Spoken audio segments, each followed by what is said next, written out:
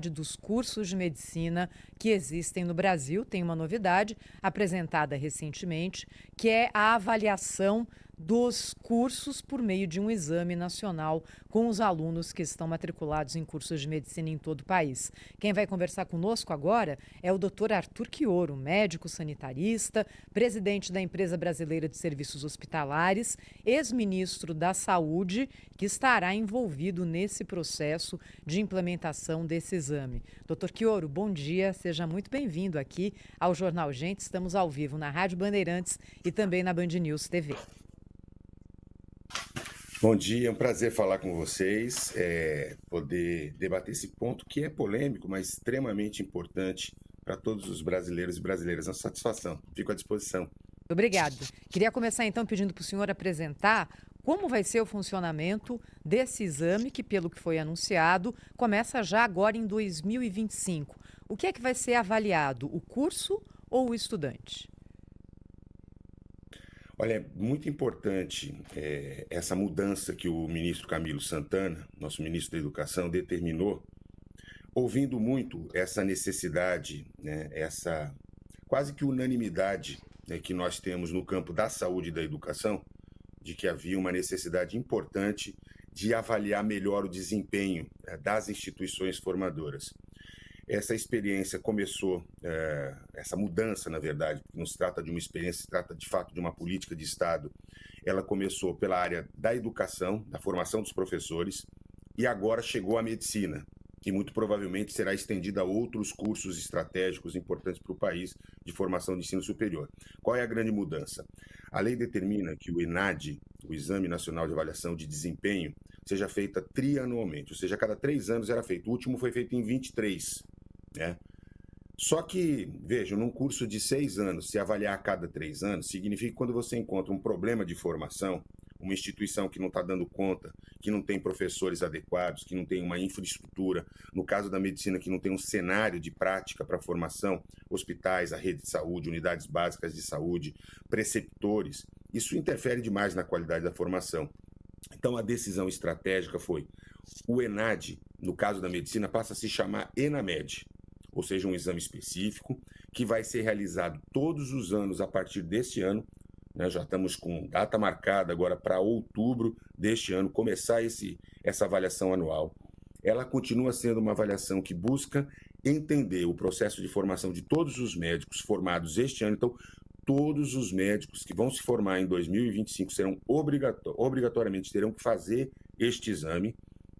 A prova vai tentar avaliar o máximo possível, com a maior qualidade possível, as competências, as habilidades que estão definidas nas diretrizes nacionais curriculares, ou seja, ela vai tentar abordar a formação daquilo que se espera que o médico, ao se formar depois de 6 anos, seja capaz de entregar com segurança e com qualidade para a sociedade brasileira. E o que é mais importante, para estimular o processo de participação, porque o que acontecia nas outras edições do ENAD, quando ele era feito a cada 3 anos, é que normalmente muitos alunos de escolas públicas não se interessavam em fazer a prova. Em algumas instituições privadas, se selecionavam os melhores alunos, estimulavam que esses melhores alunos fossem para poder melhorar o conceito da instituição. Então, portanto, passa a ser obrigatória e a avaliação vai valer, essa é uma outra grande novidade, vai valer para a prova do ENARE, para o Exame Nacional de Residência Médica, que a EBSER, que é a estatal, a empresa pública vinculada ao MEC, que eu presido, né, realiza anualmente, né, e que é muito procurado por todos os estudantes de medicina, porque ao valer a nota para o exame de residência, os alunos, os formandos de medicina, farão essa prova com muita seriedade, até porque ela está diretamente relacionada à estratégia de entrada na formação daquilo que se considera o padrão ouro de especialização, que é a residência médica reconhecida pela Comissão Nacional de Residência Médica. E detalhe, e eu termino aqui para entender essa ideia inicial do que é o ENAMED, né? Com essa, vamos dizer assim, com essa potencialização, com a utilização da nota do exame da residência médica, nós teremos um resultado de desempenho dos alunos das instituições formadoras mais próximo da realidade. E, portanto, isso permitirá que o MEC, que outras entidades, mas particularmente o MEC, que tem a responsabilidade de fazer a regulação da qualidade do ensino, através das séries, que é a secretaria que cuida das instituições privadas, e através da CESU, que é a secretaria que cuida das universidades públicas federais, ela possa adotar todas as medidas necessárias para que nós possamos ter, de fato, uma intervenção, nós possamos ter o processo de supervisão, nós podemos ter a fiscalização, nós podemos ter um conjunto de medidas que estão previstas no marco regulatório para garantir que a formação desse médico seja feita com qualidade, sem penalizar o estudante e sua família, mas exigindo que as instituições formadoras entreguem, né, à sociedade brasileira, após 6 anos, de fato, profissionais habilitados, qualificados, capazes de cuidar da nossa saúde com segurança. Então, acho que essa é, assim, em síntese, a ideia geral de mudança que a gente está vivendo. Né? Há um desejo do ministro de fazer também uma prova no meio do caminho, para não esperar 6 anos, né? Então, nós podemos, mas este ano, efetivamente, o que começa é a formação no final de curso. Olha, a gente está conversando com o doutor Arthur Quioro, que é ex-ministro da Saúde, presidente da Empresa Brasileira de Serviços Hospitalares. Já passo para você, Macalossi, mas a gente tem um convidado aqui participando dessa entrevista também. É o doutor Evaldo de Araújo, médico infectologista, colunista da Rádio Bandeirantes, nosso parceiro aqui no Grupo Bandeirantes de Comunicação, que está conosco também para nos ajudar a entender melhor qual que é essa mudança que está sendo anunciada a partir de agora. Bom dia, seja bem-vindo, doutor Evaldo. Bom dia, eu agradeço a oportunidade. Vou chamar o Arthur de Arthur, porque foi meu veterano na faculdade, é meu amigo de longa data, e vou prescindir de qualquer formalidade. E se o Macalossi me permite, eu queria trazer alguns dados que eu acho que são importantes. Arthur, nós temos hoje 448 escolas médicas no Brasil, aproximadamente 270 pleiteando abrir, ou por mais médicos, ou por judicialização. Nós temos cerca de 49 mil vagas abertas de medicina por ano. E nós temos uma relação candidato-vaga nas escolas privadas que caiu sobremaneira hoje, da ordem de 7,1, de acordo com o último boletim da Demografia Médica no Brasil 2025. Que também mostra que a base da pirâmide etária do médico hoje ela está muito alargada nos mais jovens. E a gente sabe que o médico não se aposenta. O tempo de vida profissional de um médico é bastante longo, felizmente. Sem falar nos outros profissionais de saúde. Então, eu queria primeiro cumprimentar enfaticamente pela iniciativa necessária que o Ministério da Saúde e o MEC estão fazendo, porque nós precisamos, de alguma maneira, regular isso. Mas, de outro lado, será que a gente não fabricou um monstro nessa ânsia de atingir a métrica de 3 médicos para cada 1.000 habitantes? E a gente está formando profissionais com CRM ao invés de bons médicos? Será que a gente já não precisa começar a repensar, fazer o caminho de volta, considerando esse maciço crescimento da mão de obra de médicos e profissionais de saúde? Muito importante essa questão que você levanta, Evaldo, e eu vou direto ao ponto. Né? Nós ainda, neste momento, temos uma proporção de médicos que está abaixo da OCDE, né? A média da OCDE, mas veja, quando a Lei do Mais Médicos instituiu essa estratégia, essa política de Estado de ampliação regulada e planejada, porque ela tinha entre suas características o processo ser feito de forma descentralizado, ou seja, abria-se vagas de medicina aonde efetivamente precisava, e o compromisso também de junto abrir vagas de residência médica para formar os especialistas e fazer a fixação dos profissionais. Nós vivemos, eu vou chamar aqui, desculpa usar esse termo, a farsa da moratória. O que foi a farsa da moratória? Sob pressão das entidades médias, no governo Temer, depois no governo Bolsonaro, se instituiu a tal da moratória. E ao longo da moratória, mais de 300 processos de abertura de novas escolas e de uma ampliação desregulada e quase que absurda das vagas em instituições privadas já existentes por via judicial foram amplamente, houve uma expansão descoordenada, inclusive onde já existiam as vagas.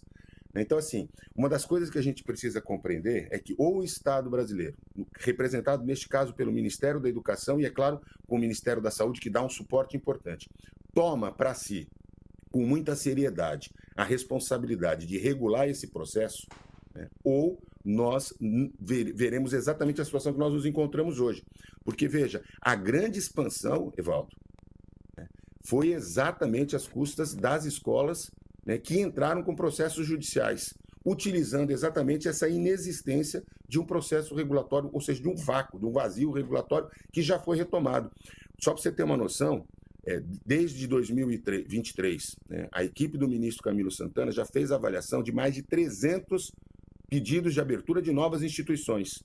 Só para se ter uma noção, nós estamos falando de um pleito que vinha via judicial, que o Supremo trancou, devolveu ao MEC, o MEC refez o processo regulatório, nós teríamos expansão de quase mais 70 mil vagas novas de medicina, né? Então, assim, você tem razão, nós estamos vivendo 2 processos. Primeiro, está ficando cada vez mais jovem, naturalmente, por essa expansão recente que houve. Há um outro processo muito marcante que a demografia médica mostra, que é a feminilização, né? Vai se tornando cada vez uma mulher, uma profissão majoritariamente formada, uma composição feminina, certo? E nós vamos abrindo, e isso é um problema seríssimo que nós também estamos dando conta, né? Abrindo uma distância cada vez maior entre os médicos com especialização e os médicos sem especialização. Hoje, né, os dados que nós temos, 59% dos médicos são especialistas e 41% não são especialistas. E eu te diria, com quase toda certeza, que a imensa maioria não é por falta de vontade de ser especialista, mas é por inexistência de vagas de residência médica, né? Ou pela dissociação, pela desmontagem da política que foi construída ali por volta de 2013, 2014. Enfim, o desafio agora é retomar esse processo regulatório para poder dar, como eu disse, entregar para a sociedade médicos bem formados, né, qualificados e que têm segurança, né, de que essas escolas estão formando. E aquelas que não têm condições vão precisar ser fechadas, vão precisar ser supervisionadas, vão ter que ser fiscalizadas, ou seja, nós vamos ter que tratar essa questão com uma seriedade muito importante, porque nós estamos falando de formação de gente que mexe com a vida da gente. Pois não, Matheus, o senhor falou sobre a desregulamentação dos últimos anos, mas os dados presentes na demografia médica, se eu não me engano, apontam para a quadruplicação do número de profissionais médicos, se eu não me engano, a partir de 1990. Talvez tenha se adensado, de fato, ali, nesse miolo temporal que o senhor menciona, mas me parece que já há uma grande profusão de vagas surgindo há muito tempo no país. A desregulamentação talvez tenha propiciado o ambiente adequado para que se perdesse o rumo da qualidade. A minha pergunta, doutor Fiora, aqui especificamente sobre a qualidade e sobre o papel do exame nesse particular, e a gente usa muito como comparativo o exame da Ordem dos Advogados do Brasil, que se faz ali a primeira parte da prova com respostas a um questionário. Eu não me lembro agora são quantas perguntas, antigamente eram 50, hoje são menos, se eu não me engano, e depois uma segunda fase em que o aluno de direito, o estudante, o bacharel, ele então escreve uma petição, inclusive de própria mão. Como é que funcionaria este exame? O que está se projetando em termos de medicina? Como é que seria? Seria semelhante ao da OAB? Passaria a valer para os alunos que ingressam na universidade a partir de agora e estaria salvaguardado o direito dos que estão se formando? Bom, primeiro deixa eu só esclarecer uma questão importante que você coloca. A década de 90 nós temos, de fato, ampliação do número de vagas, tanto nas universidades federais e das privadas, mas ela é muito aquém das necessidades da população brasileira. Você deve considerar que a população brasileira também está em processo de crescimento. Nós viramos a década de 70, 80, por volta de 80, depois 120 milhões de brasileiros. E o Brasil tem uma explosão demográfica, né? E nós chegamos à década passada, ali por volta de 2013, 2014, com uma situação de que nós tínhamos 1,8 médicos por 1.000 habitantes. Era uma situação, 5 estados com menos de 1 médico por 1.000 habitantes, várias regiões, inclusive no estado de São Paulo. Vou dar o exemplo do Vale do Ribeira, né, com um padrão que nós encontrávamos no Piauí, que encontrávamos em Roraima, que encontrávamos em Rondônia. Então, situações muito críticas. Então, havia sim a necessidade da expansão. O problema é que, na verdade, um grande desafio é fazer com que essa expansão seja um processo qualificado, seja um processo regulado, né? E aí, com a moratória no governo Temer, depois continuada no governo Bolsonaro, o que aconteceu foi simplesmente o seguinte: tranca, não abre mais nenhuma escola, e aí, via judicial, se abriu, por decisão judicial, e aí houve uma explosão. E explosão descoordenada por quê? Porque abriu novas faculdades exatamente onde não precisava. Porque até então o processo de abertura vinha se dando de forma coordenada, né? Quer dizer, para abrir a região tinha que ter um conjunto de condições de ofertas sanitárias, não podia ter faculdade de medicina. Então, assim, havia um processo de interiorização, né, de ampliação das vagas no Norte e Nordeste e de exigências formais que foram perdidas, inclusive a abertura de vagas de residência. Agora, vamos responder a segunda questão que você colocou, que é bem importante. O ENAMED não é igual ao exame da OAB. Não é um exame de proficiência que vai habilitar o profissional. O profissional é habilitado por cursar e ser aprovado no curso de medicina, que dura 6 anos, certo? E uma vez formado, prestando a prova do ENAMED, que vai avaliar a sua qualidade, mas fundamentalmente ela visa o desempenho da instituição, ela não penaliza o candidato. Veja que o próprio exame de ordem que está sendo proposto pelo Conselho Federal de Medicina, existe, na minha opinião, eu sou contra, né? Porque o bacharel de Direito, ele encontra mercado de trabalho. Eu quero que me respondam, né, o que fará alguém que fez um curso de 6 anos, foi aprovado pelas regras, né, que estão estabelecidas, foi aprovado, né? O que ele vai fazer do ponto de vista profissional? Qual é a sua inserção no mercado de trabalho? Um curso que no setor privado custa em média R$12 mil. As famílias se matam, se endividam, né, para poder sustentar. É perverso, né? Detalhe, na proposta do CFM, só vai implementar para daqui a 6 anos.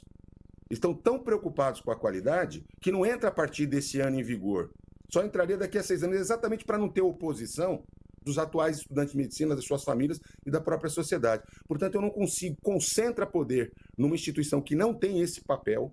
O CFM não tem papel de regular a qualidade de formação profissional. Essa é uma missão do MEC, tem que ser cobrada para nós do MEC. E nós estamos muito comprometidos de entregar à sociedade e, portanto, ao invés de avaliar o candidato, o médico que está sendo formado, nós vamos avaliar a instituição formadora para poder intervir sobre o processo e entregar para a sociedade, como eu disse, um médico com uma boa formação profissional. Acho que essa é uma diferença substancial, né, que faz com que o exame, o ENAMED, ocupe um espaço muito importante, como o MEC está fazendo já para a área de formação em educação, os futuros professores, e deverá estender para outras profissões. Doutor, eu acho louvável isso, precisa ficar em cima das instituições. Tudo bom? Bom dia para o senhor. Obrigada por estar aqui ao vivo conosco no Jornal Gente. E eu vou dizer por experiência própria que aqui na Europa, a gente que tem oportunidade, a gente prefere os médicos do Brasil. São grandes profissionais aqui, mas no Brasil nós temos grandes profissionais, inclusive do tipo exportação. E vou te dizer que o SUS aqui funciona porque ele abraça a todos, né? Aqui no caso da França. Mas aí no Brasil nós temos um sistema de excelência. É uma pena que as filas sejam enormes, porque um hospital das clínicas, por exemplo, é uma das maiores referências do mundo, um INCOR, maior referência do mundo. Então a gente tem que falar o que é bom no nosso país em relação ao mundo e o que não é. Agora, um assunto que está sendo tratado com muita seriedade aqui na Europa é sobre a saúde mental dos médicos.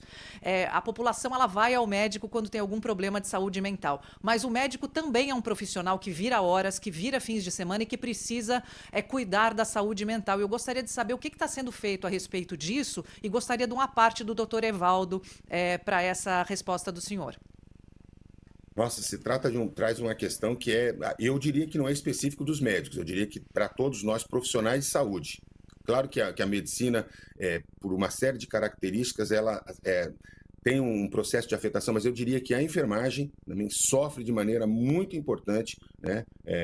A gente brinca sempre dizendo o seguinte: o nosso desafio é cuidar da saúde mental de quem cuida da saúde da gente, né? Porque é um tema muito importante.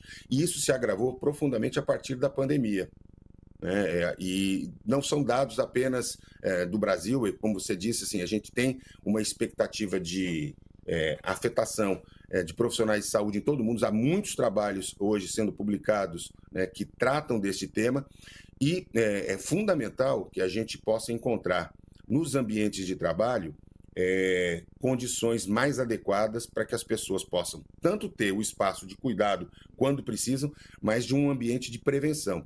Portanto, enfrentar a superlotação, a melhoria das condições de trabalho, a valorização profissional, O combate pode parecer uma coisa pouco importante, mas ela é muito importante no cotidiano. O combate a todas as formas de assédio, né? Assédio sexual, o assédio moral, né? As situações que envolvem racismo nos serviços de saúde. Assim, profissionais, a gente não estava acostumado com isso. Hoje nós temos muito médicos e médicas negras. E não é incomum a população brasileira submeter os nossos colegas médicos negros e negras a situações de vexame, né? Eu não quero ser tratado por um enfermeiro, dando de cara que por ser negro não pode ser médico. Então, assim, são condições que nós vamos ter que construir estratégia de enfrentamento muito importante.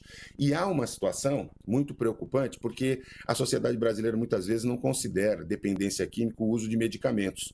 E profissionais de saúde têm acesso sempre mais facilitado a medicamentos, a drogas que causam dependência química, né? Então, são um conjunto de situações desafiadoras para a saúde no Brasil, e insisto, em todos os sistemas de saúde de outros países também.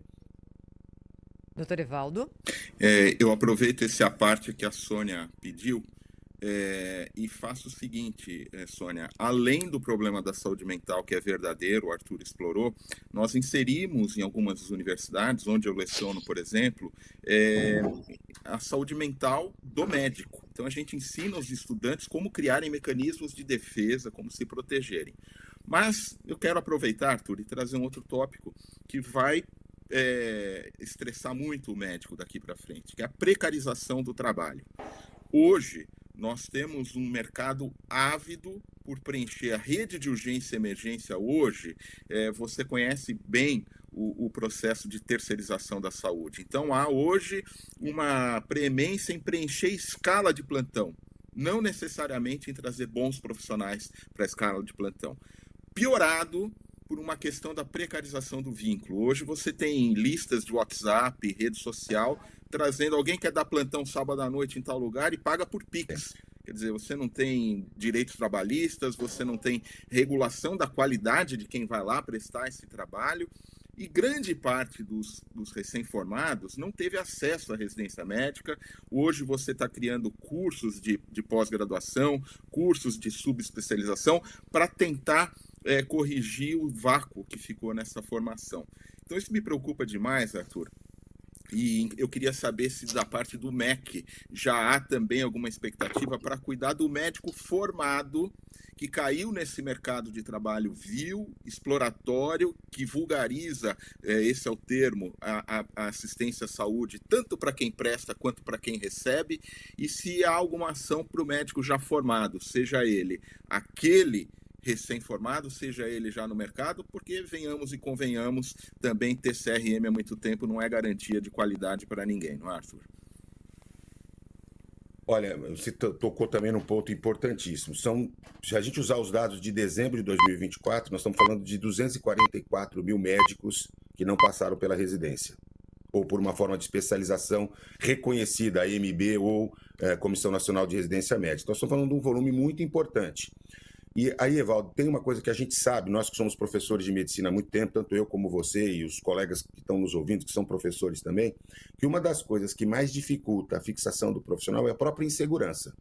Tem estudos que mostram isso. Quando ele se sente seguro, quando ele se sente apto para encarar os desafios que tem naquele serviço com a sua complexidade, numa situação de emergência, numa unidade de UTI, num ambulatório, enfim, quando ele tem uma rede de suporte, ele se sente mais seguro e ele fixa, cria vínculos mais permanentes com aquela instituição.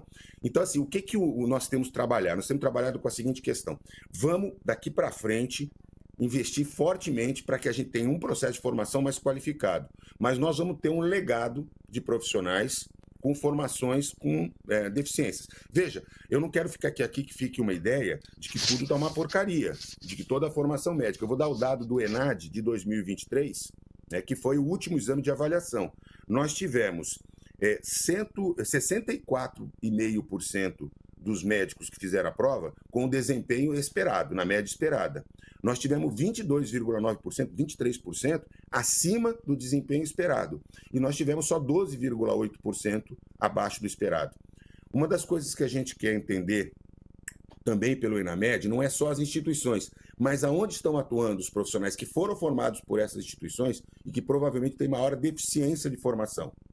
e, a partir daí, acionar o Ministério da Saúde, através da Secretaria de Gestão do Trabalho, Educação e Saúde, o Conselho Nacional de Secretários Estaduais de Saúde, com quem, inclusive, eu me reuni na semana passada, tratando desse tema, o CONAS, o CONASENS, que é o Conselho Nacional de Secretários Municipais, porque o papel dos gestores fundamentais é aquilo que a gente chama de educação permanente.